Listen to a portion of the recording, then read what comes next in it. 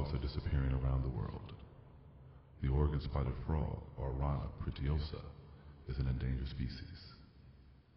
These scientists are tracking them to study their movement and decline.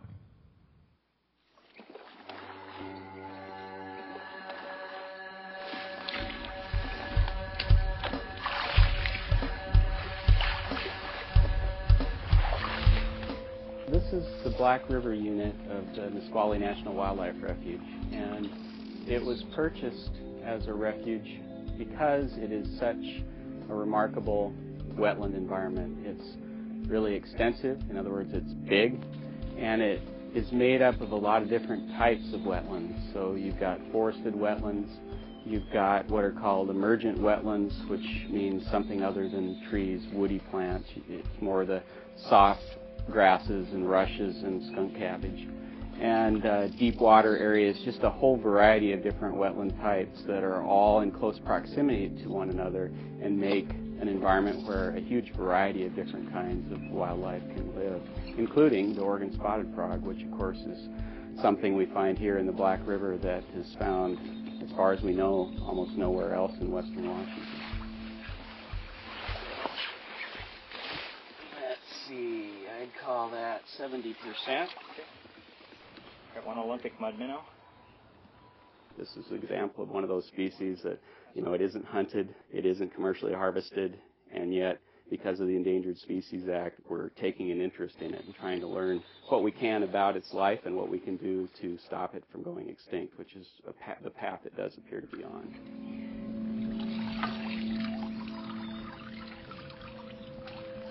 Trap 114 is 70%, and there is no one in it.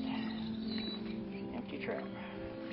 With all the work that's been done trying to understand how they live, what it takes for them to make a living, it does look like the loss of shallow wetlands, real shallow emergent wetland environments is probably one of the most important keys to why they have declined so severely.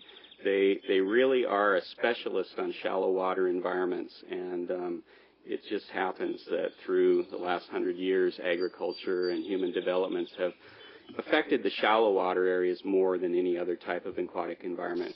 In the case of frogs, we have an animal that starts life as a tadpole, and the tadpole eats vegetation, often decaying vegetation. They digest both vegetation and bacteria, and they play a pretty significant role as a decomposer in aquatic environments, in ponds and lakes and swamps.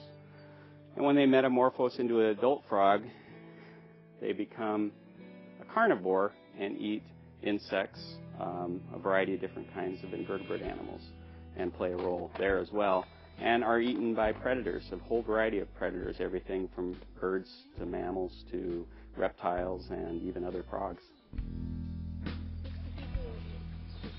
The frogs have permeable skin.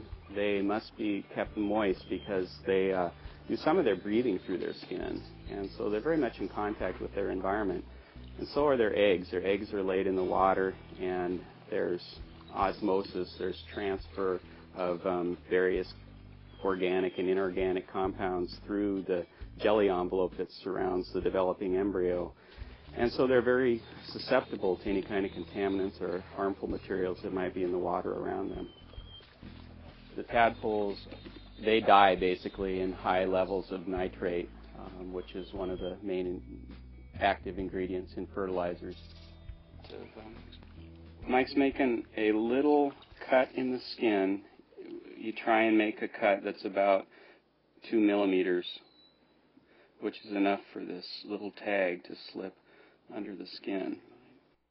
And then once the tag is under the skin, the tag gets worked back behind this hinge in the vertebral column, which is called the sacral hump, so that the tag resides back behind the sacral hump and is in a position at that point where it's unlikely to slip back forward and out through the same incision where it went in.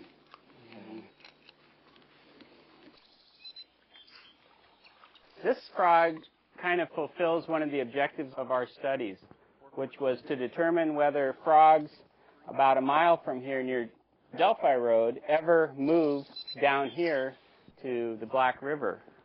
And this frog, which was tagged over a year ago, showed up here yesterday.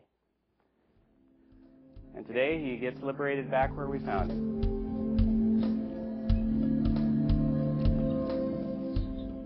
I don't like to see species on the verge of extinction, and at some level I think we have to be concerned about our own welfare if species are going extinct. And so while we may treat this place in a very special way because of the Oregon spotted frog, we're going to have pileated woodpeckers and wood ducks and black bear, river otter, a whole variety of wildlife that will make their home here for a long time to come. So, you know, you can't really play down that sort of secondary aspect to these conservation efforts that are directed towards endangered species. I think we need to look for as many places like this as we can and try and keep them in this natural state, because our grandchildren will really appreciate it if we do.